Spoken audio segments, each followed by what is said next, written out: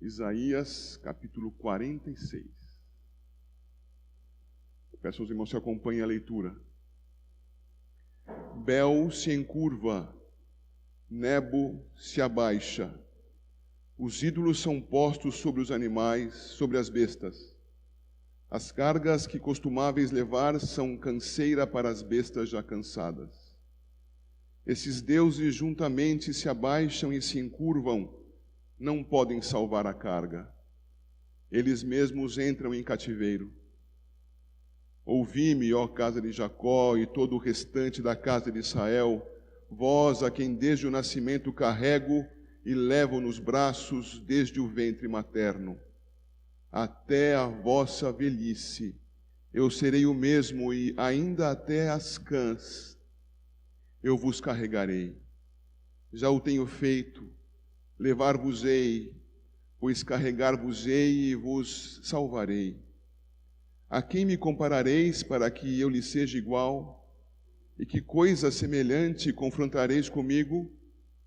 Os que gastam o ouro da bolsa e pesam a prata nas balanças, assalariam ourives para que façam Deus, e diante deste se prostram e se inclinam. Sobre os ombros o tomam, levam-no e o põem no seu lugar, e aí ele fica. Do seu lugar não se move. Recorrem a ele, mas nenhuma resposta ele dá, e a ninguém livra da sua tribulação. Lembrai-vos disto e tende ânimo. Tomai-o a sério, ó prevaricadores. Lembrai-vos das coisas passadas, da antiguidade, que eu sou Deus e não há outro. Eu sou Deus e não há outro semelhante a mim, que desde o princípio anuncio o que há de acontecer, e desde a antiguidade as coisas que ainda não sucederam, que digo, o meu conselho permanecerá de pé, farei toda a minha vontade. Que chamo a ave de rapina desde o oriente, e de uma terra longínqua o homem do meu conselho. Eu o disse, eu também o cumprirei. Tomei este propósito, também o executarei. Ouvi-me vós, os que sois de obstinado coração, que estáis longe da justiça. Faço chegar a minha justiça, e não está longe. A minha salvação não tardará, mas estabelecerei em Sião o livramento, e em Israel a minha glória. Um texto tão fácil de compreender, não, irmãos? Tão simples. Perceberam que há dois paralelos no texto? Dois paralelos mostrando a fragilidade, a ineficácia, a nulidade dos falsos deuses e a grandeza do Todo-Poderoso Deus. Vocês observaram aqui, entre os versos 8 e 10, o que o Senhor diz de si mesmo? Lembrai-vos disso e tende ânimo, tomai-o a sério, ó prevaricadores, lembrai-vos das coisas passadas da antiguidade, que eu sou Deus e não há outro, eu sou Deus e não há outro semelhante a mim, que desde o princípio anuncio o que há de acontecer, e desde a antiguidade as coisas que ainda não sucederam, que digo, o meu conselho permanecerá de pé, farei toda a minha vontade. Quem pode dizer isto, senão o Todo-Poderoso Deus? O nosso Deus é Senhor das nossas vidas, é Senhor de toda a história, é Senhor da criação. E o nosso Deus, queridos, também nos diz, verso 4, até a vossa velhice eu serei o mesmo, e ainda até as cãs eu vos carregarei. Já o tenho feito, levar-vos-ei, pois carregar-vos-ei e vos salvarei. Final de 2020. Que ano, irmãos? Um ano que certamente vai ser diferenciado nos registros da história por suas peculiaridades.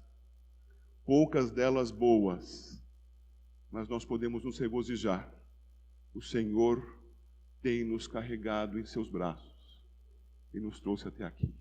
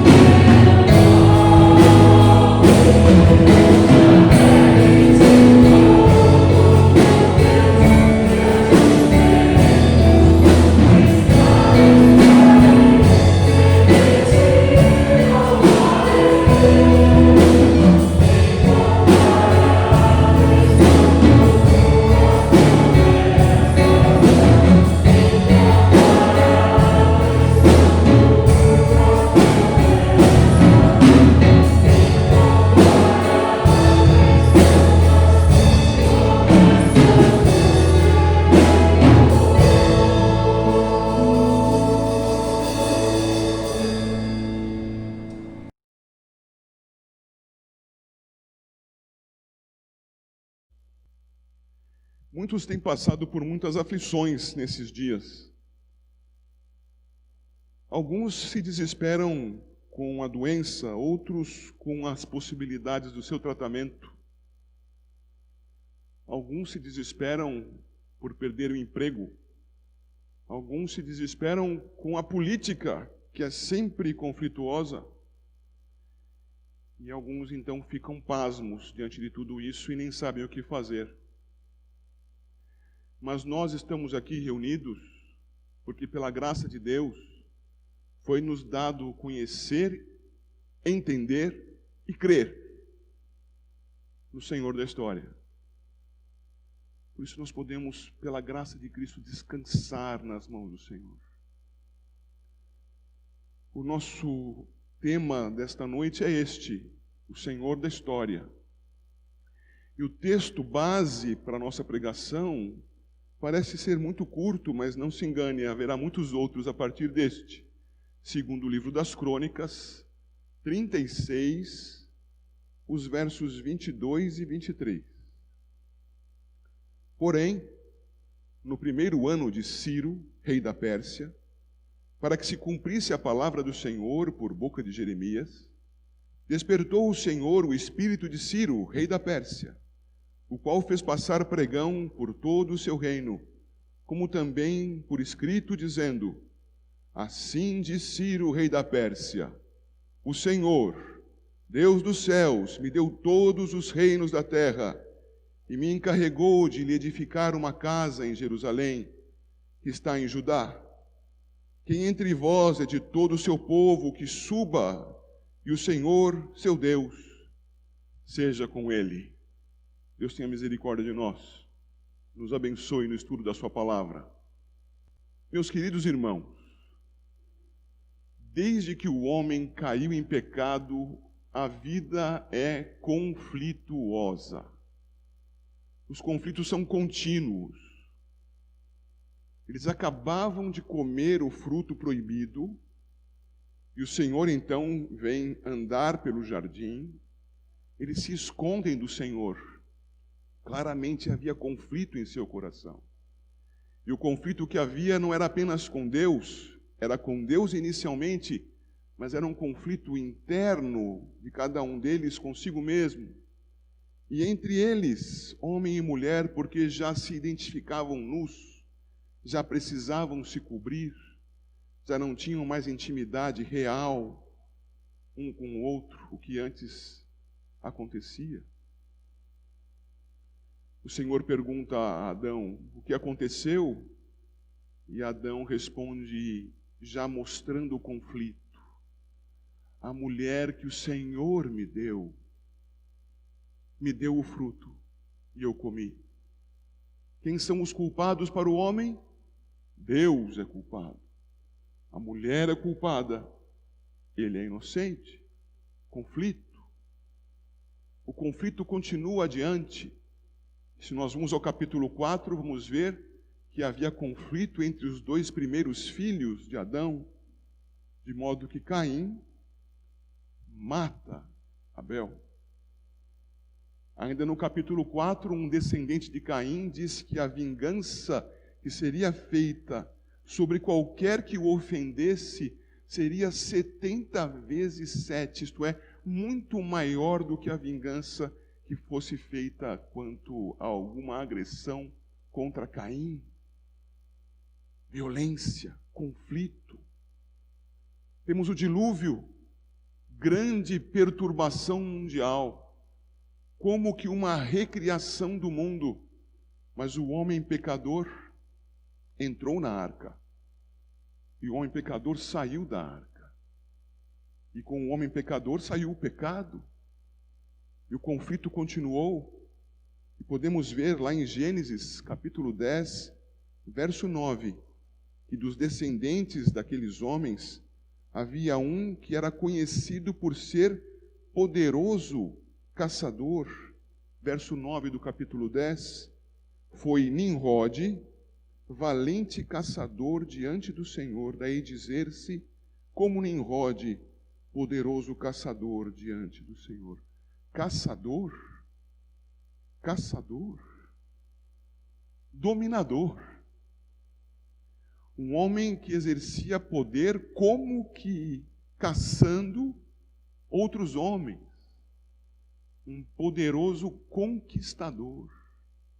É Nimrod que vai ter Babel como a cidade da ofensa, e vai buscar construir a torre para ofensa contra Deus, para declarar a todo mundo a autonomia do homem, a autossuficiência do homem. E vai, nos conflitos contra Deus, perpetuar os conflitos entre os homens. Esses conflitos estão presentes ao longo de todas as Escrituras, irmãos. E se nós pararmos para observar, meus caros, durante a história, nós já tivemos oportunidade para milhões de pessoas entenderem que certos atos, certos fatos, certas circunstâncias históricas eram de fim do mundo. Pense um pouco, como o Egito tornou-se tão grande, tão poderoso, matando e conquistando pessoas e terras ao seu redor. E a Assíria, e a Babilônia, e os medo-persas, e os gregos, e os romanos. Percebem? Isso estamos na antiguidade. Podemos continuar. Os islâmicos,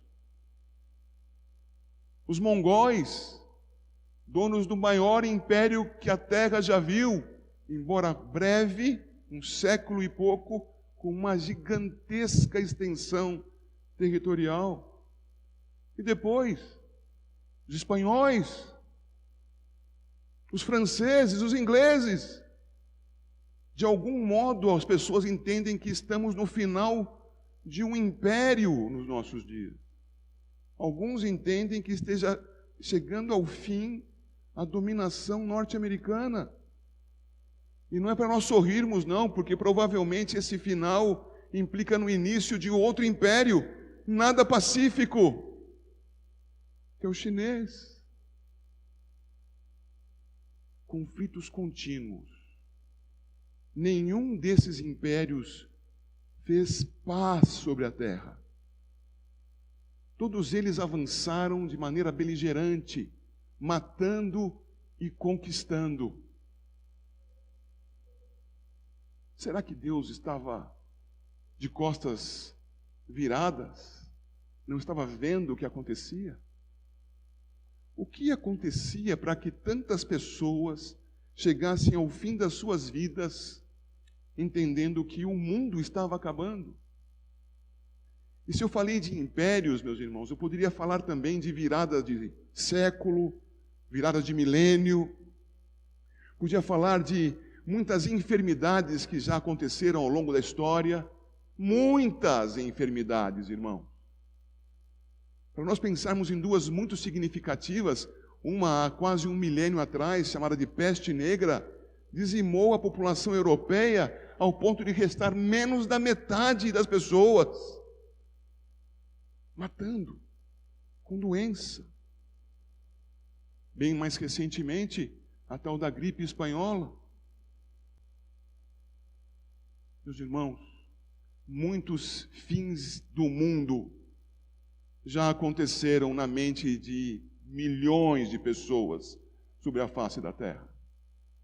Nós, cristãos, precisamos ter a consciência de que fim do mundo é algo que é única e exclusivamente dominado pelo Senhor da história.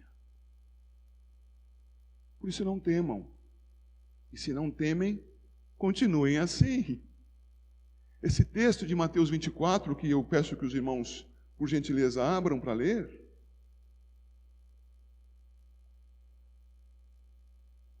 Não leremos todo o parágrafo, mas nele nós vemos a palavra de Cristo demonstrando que estas coisas fazem parte da história, mas não determinam o seu fim.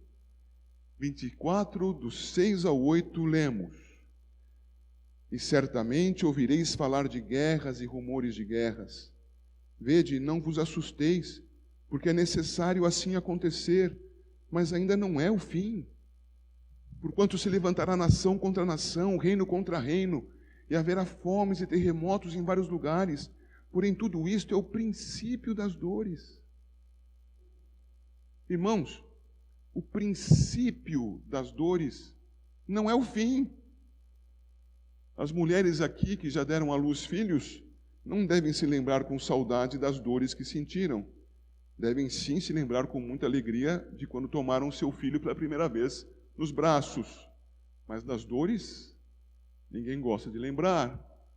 E lembrar então que elas tiveram um princípio e que algumas passaram horas até que dessem à luz, é esta a ideia. É o início do momento do parto. Não é o fim. Estamos neste momento, no início das dores. Não nos assustemos. Portanto, o Senhor da história tem tudo em seu controle. E o ano 2020 não é exceção à regra. Talvez até, por favor, compreenda o que vou dizer, tenha sido muito mais suave do que esses outros que eu acabei de mencionar para vocês. Com exércitos avançando uns contra os outros e com homens com armas matando-se violenta e ferozmente, entrando em aldeias e não deixando mulheres, nem idosos, nem crianças vivos. Isso está acontecendo? Não. Assim como lá, agora, Deus tem tudo sob o seu controle. Não se assuste, não se atemorize. O Senhor da história nos deixou muitos exemplos da sua soberania na Escritura Sagrada, na sua palavra. E um desses exemplos se refere ao reino de Judá, ao reino do sul. E o Senhor da história nos mostra, sobre o reino do sul, vários episódios da sua soberania. Eu quero tratar de um deles com vocês hoje aqui. Primeiro, indo para o livro do profeta Jeremias, no capítulo 25. Por favor, vá comigo até lá. Jeremias 25. Jeremias, um profeta que iniciou seu ministério ainda antes do exílio iniciar, que continuou profetizando até pouco depois dele ter início. Jeremias, que advertia o povo a respeito dos seus desvios. Foi no tempo de Jeremias que reis como Ezequias, como Josias, reis fiéis, tiveram um lugar à frente de Israel. Mas, irmãos, estar à frente de Israel e dizer o que Israel deve fazer não produz automaticamente, instantaneamente, um povo fiel. Era preciso chamar a atenção do povo, fazê-lo voltar os olhos para Deus, arrepender-se dos seus pecados, continuar a ameaçá-lo. Mas essa palavra que vinha de Jeremias, essa palavra pronunciada por ele em nome do Senhor, já tinha toda a história a ser desenvolvida, decretada por Deus e a ser cumprida pouco tempo depois. Esse capítulo 25 provavelmente foi pronunciado 600 anos antes de Cristo. 10, 12, 15 anos antes de iniciar o exílio. Eu gostaria de lê-lo todo, mas não quero cansá-los. Ficarei apenas com o verso 11. Toda esta terra virá a ser um deserto e um espanto. Estas nações servirão ao rei da Babilônia 70 anos. O profeta está anunciando que era necessário que o povo se arrependesse, voltasse ao caminho do Senhor, isto é, a temê-lo, por temê-lo, obedecê-lo, honrá-lo com a lei, fazendo a lei por amor e temor ao Senhor, cumprindo-a para a glória do nome do Senhor. Mas o povo não fazia isso. Não importava se houvesse reis à sua frente com fidelidade, o povo se desencaminhava. Há texto na palavra dizendo que homens e mulheres preferiam adorar ao Deus Lua a adorarem ao Deus verdadeiro, adorarem a deuses falsos que nada podem fazer, ao Deus que tem a história em suas mãos. O que o Senhor diz? O Senhor diz a eles: esta terra virá a ser um deserto e um espanto. Estas nações servirão ao rei da Babilônia 70 anos. Se ele pôde profetizar isto, é porque falava em nome do Senhor da história. Irmãos, cerca de 100 anos antes, Isaías já anunciava aquele que seria o libertador do povo de seu exílio. Se Jeremias dizia: o exílio acontecerá, e isso às portas da vinda dos reis babilônicos, o principal deles nesse momento, Nabucodonosor, 100 anos antes, Isaías já dizia quem seria o libertador do povo. E abramos lá, por favor, em Isaías capítulo 45, um capítulo preciosíssimo, do qual lerei apenas o verso 13.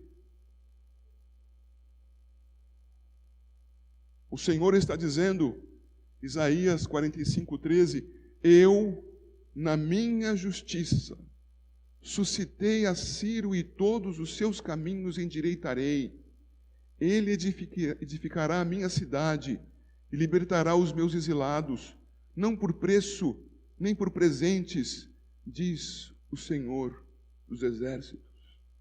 Meus irmãos, alguns autores, alguns estudiosos dizem que Isaías, na verdade, deve ter profetizado isso cerca de 30, 40 anos antes de Ciro se levantar. Nós, reformados, discordamos dessa perspectiva. Mas, ainda que tenha sido 30 a 40 anos antes, eu chamo a sua atenção, tanto para este texto, quanto para o anteriormente lido. Suponha que você hoje arrisque dizer quem será o presidente da República do Brasil, da República Federativa do Brasil, em 2035.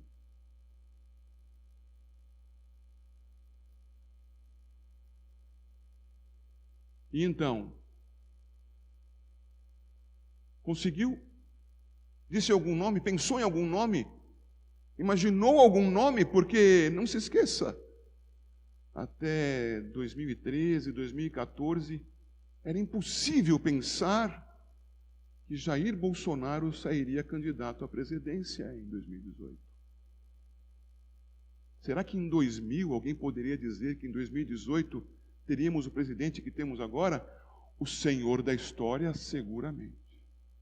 Ninguém mais. Ainda que os liberais estejam certos, Isaías tinha profetizado 40 anos antes de Ciro surgir. Era impossível acertar até o nome do homem. Nós cremos, entretanto, que Isaías o fez pela vontade do Senhor da história, cerca de 170 anos antes de Ciro surgir. Portanto, nós temos Deus, o Senhor da história, anunciando antecipadamente, antes de haver exílio, haverá um libertador do exílio. E depois, dizendo, cerca de 2 décadas antes, com Jeremias, o exílio durará 70 anos. E é o prazo que durou.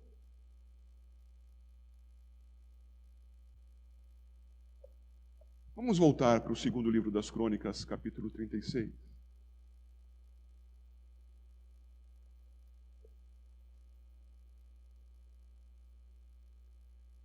Os livros das Crônicas são os últimos livros do cânon no Antigo Testamento. É verdade que Malaquias foi o último profeta, mas o registro histórico dos livros das Crônicas é do final, das últimas coisas, como que o fechamento, dizendo quem foi gerado por quem. Por isso, crônicas, genealogias, Quais os reis, quais os mais importantes, o que fizeram, como chegaram até o exílio e como sairiam dele. Se você voltar os olhos para o livro de Esdras, que começa na ordem das nossas Bíblias, imediatamente abaixo, perceberá que os 2 primeiros versos do livro de Esdras são estes 2 últimos do segundo livro das Crônicas, onde se conclui que o autor dos livros das Crônicas tenha sido Esdras. E este autor registrou coisas muito importantes no seu texto.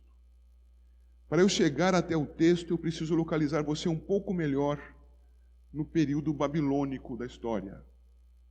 Preciso que você atente. Nabucodonosor ascendeu como líder do império, mas não como o primeiro dos imperadores babilônicos. Já havia havido outros antes dele, por 40, 50 anos antes de Nabucodonosor. Ele herda o império. Entretanto, antes dele, outros reis, outros imperadores, sempre voltando os seus olhos para as divindades pequenas, falhas, nulas, mesmo que fossem os astros, os planetas ou os satélites como a Lua é da Terra. Essas pessoas, na sua idolatria, ignoravam a existência do Deus verdadeiro. Faziam disputas políticas dentro da própria Babilônia, por conta de uns adorarem a uns deuses e outros adorarem a outros deuses.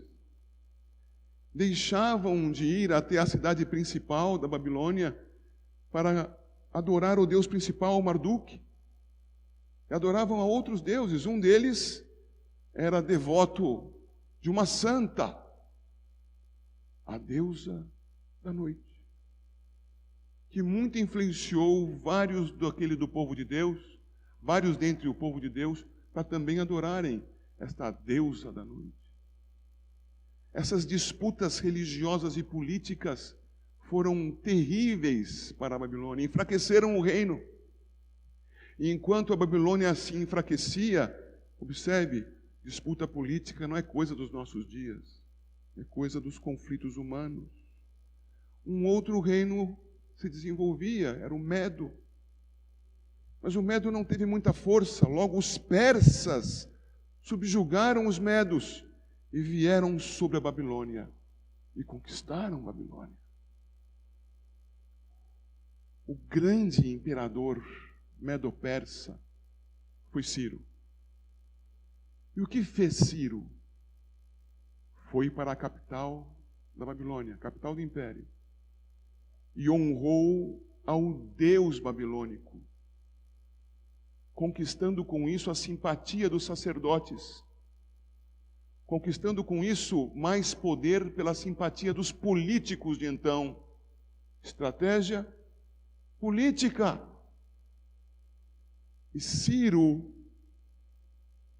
aos seus próprios olhos, aos olhos daqueles que estavam ao seu redor, entendia que tudo isso que era tão somente estratégia vinha de si mesmo, vinha dos seus conselheiros.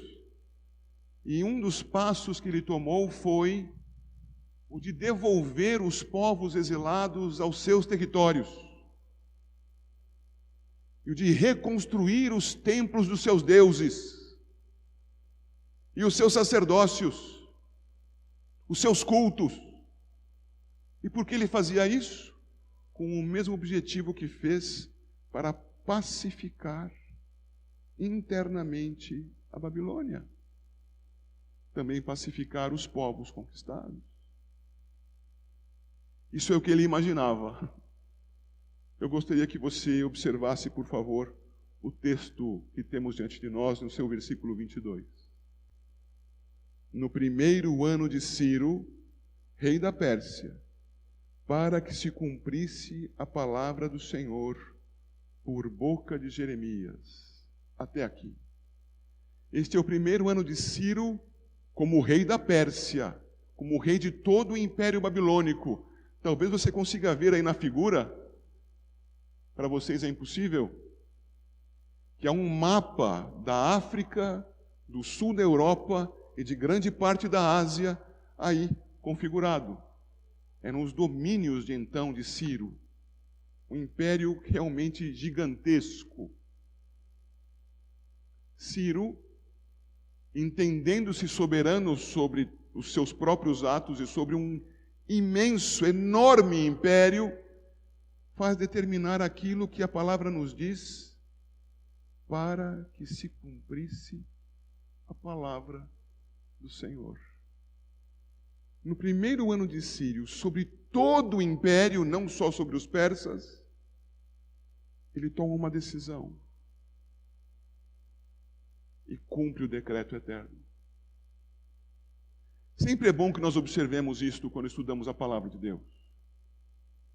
Deus nos concedeu uma característica, nos criou assim, a característica da percepção da realidade. Agora você se percebe aí, sentado neste banco. Você se percebe passando calor, usando essa máscara no rosto. Você se percebe ouvindo a pregação da palavra de Deus. Você, espero, se percebe adorando a Deus enquanto aprende a sua palavra. São suas percepções. Você tomou decisões para chegar até aqui. A decisão quanto à arrumação da casa, quanto à roupa que vestiu, quanto ao horário que saiu de casa, como chegou até aqui, o lugar em que sentou, tomou decisões e você as percebeu como suas. E são suas. São tão suas quanto a decisão de Ciro de autorizar o que os textos aqui que lemos nos mostram que autorizou. Autorizar aquilo que Deus havia decretado. No tempo decretado por Deus. E não foi José, não foi Pedro, não foi João, não foi Nabucodonosor, nem Nabonido, não foi Neco do Egito, foi Ciro. Ciro que tomou a decisão. De acordo com o decreto de Deus. No tempo de Deus. Conforme o Senhor da história havia decretado. É assim o registro das Escrituras. É assim a sua vida e a minha. Percebemos plena liberdade. Percebemos até mesmo certo controle sobre as coisas. Temos que nos dar conta, segundo as Escrituras, que cada evento das nossas vidas é cumprimento do decreto do Eterno. O Eterno, porque Ele é o Senhor da história.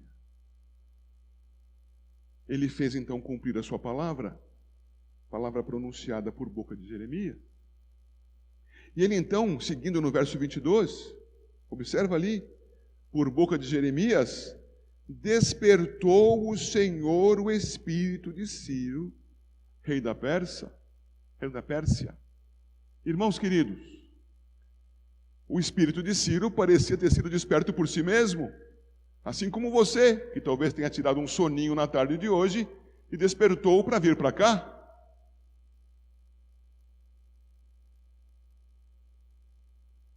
Assim como você um dia tomou a decisão por Cristo Jesus, quero segui-lo, me arrependo dos meus pecados, farei a vontade do Senhor, é minha decisão. O Senhor despertou Ciro. O Senhor despertou você um dia. O Senhor tem conduzido a tua vida. E você é o realizador. Conforme a nossa confissão de fé chama, a causa secundária dos atos determinados por Deus sobre a história. Deus é o Senhor da história. Ciro foi despertado pelo Senhor. Ciro, irmãos, versículo 23. Assim diz Ciro, rei da Pérsia: o Senhor, Deus dos céus, me deu todos os reinos da terra e me encarregou de modo a edificar uma casa em Jerusalém, que está em Judá. Meus irmãos, Ciro declara que Deus é o Deus dos céus. Mas o Senhor havia dito, e isso está lá também em Isaías 44, em Isaías 45, que Ciro era servo do Senhor embora sequer o conhecesse. Ciro poderia dizer: existe o Deus dos céus, ele me encarregou de construir-lhe casa em Jerusalém, na terra de Judá.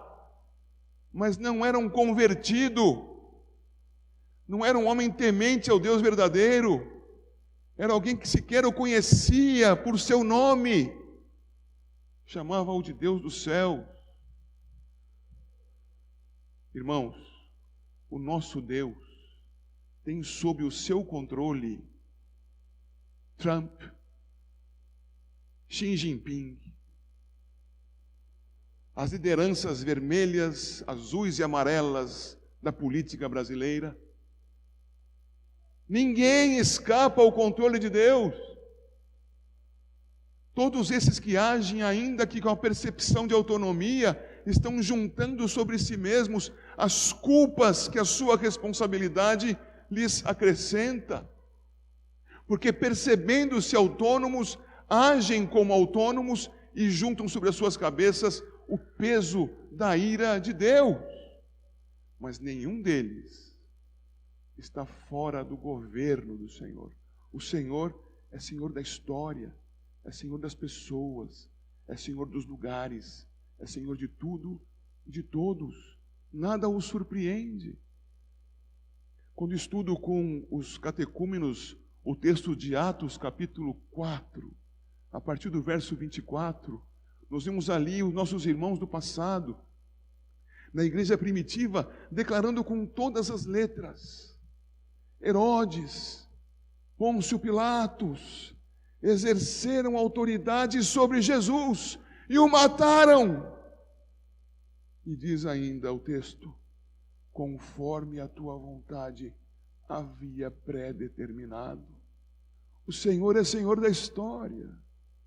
O Senhor é Senhor de 2020. Nada escapa ao seu controle. Ciro submeteu o seu Senhor, mas nem poderia ser diferente, porque o Senhor reina sobre tudo e sobre todos. E Ciro diz algo ao povo de Deus que estava em exílio. Versículo 23. Quem entre vós é de todo o seu povo, que suba, e o Senhor seu Deus seja com ele. Ciro, servo do Senhor, conclama um povo que não era o seu povo. Conclama o povo de Deus a fazer algo não para a honra do próprio Ciro, mas para a honra de Deus. Neste momento está sendo conclamada a igreja de Santo André, e espero que os cristãos do mundo se deem conta. O momento de crise pelo qual o mundo passa está sob o controle de Deus. É um momento em que a igreja precisa estar desperta. A igreja precisa estar pronta para observar nesta hora a oportunidade que Deus está lhe dando. Nós não temos templo para construir em Jerusalém, porque o Senhor já derrubou aquele templo e já fez de nós, em Cristo Jesus, o seu templo. Mas é preciso que nós caminhemos então com o Senhor, honremos o Senhor aqui e fora daqui, em todo o tempo, conscientes de que Ele reina e de que ao nosso redor há pessoas, como disse a princípio, desesperadas porque não têm emprego, porque têm medo de uma vacina, porque não conhecem um remédio que já está sendo popularizado, porque têm medo das outras pessoas. Há pessoas que não querem usar máscara, sabem do absurdo que é estar só e de máscara. É um absurdo irracional. Mas por terem medo das autoridades públicas, usam máscara. Se submetem a uma autoridade também irracional. Irmãos, nós como cristãos, temos o dever de nos aproximarmos dessas pessoas e dizermos a essas pessoas a respeito do Senhor da história. Temos o dever de acabarmos o ano de 2020, olharmos para trás e vermos, até aqui o Senhor tem nos sustentado. Houve mortes? Houve. Todos os anos há. Houve enfermidades? Houve. Mais uma, sim. Todos os anos tem sido assim. Todos os anos. O que há de novo? Os corações morrendo de medo. Medo de morrer. Medo das autoridades. Medo do amanhã. Medo porque não conhecem o Senhor da história.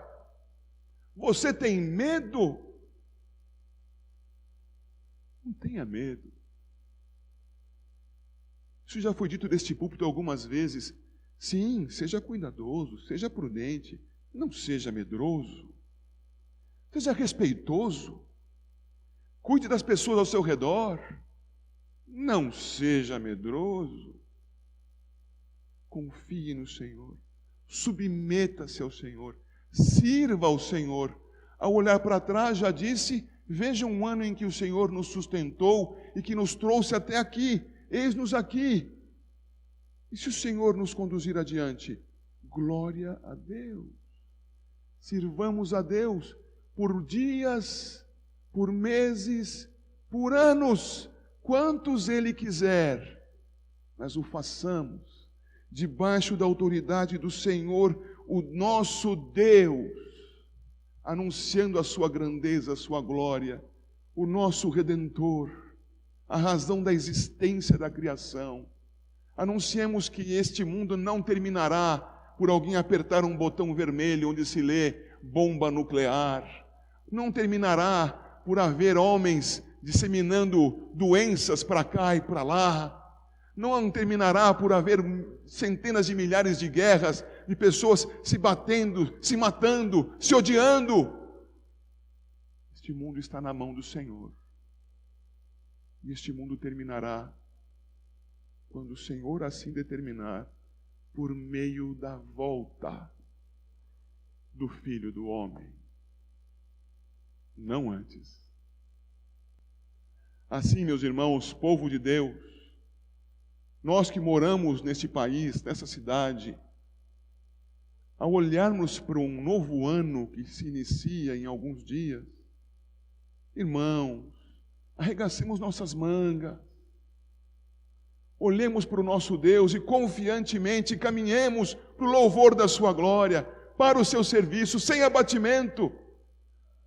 Nós não precisamos escolher um partido político para sermos brasileiros, mas nós precisamos lutar pela verdade.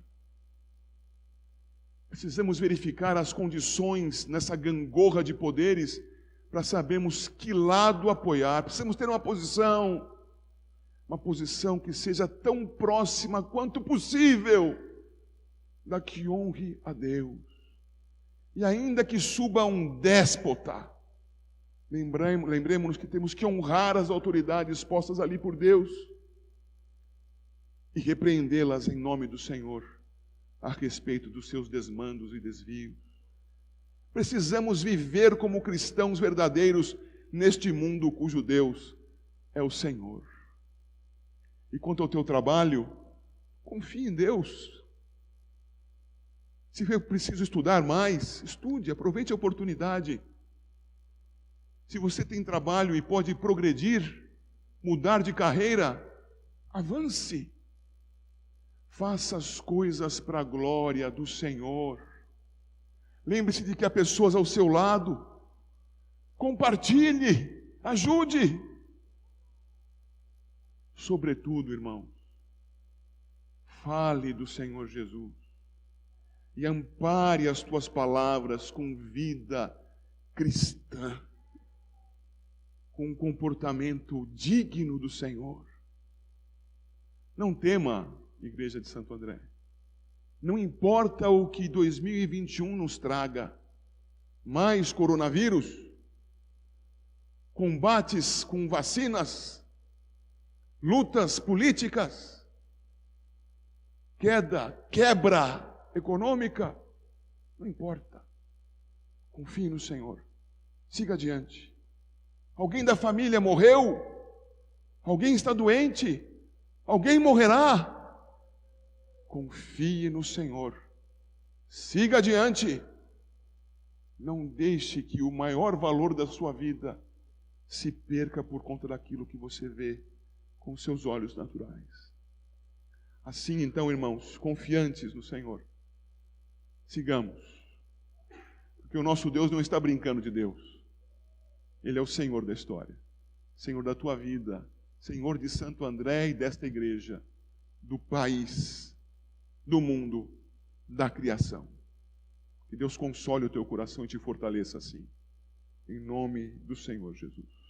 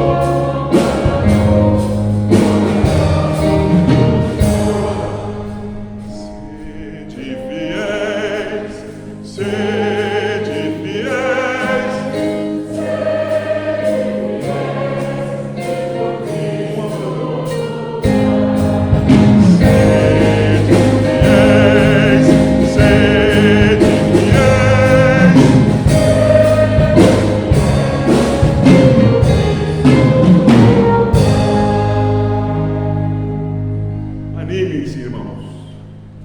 O Senhor domina a história. Aleluia.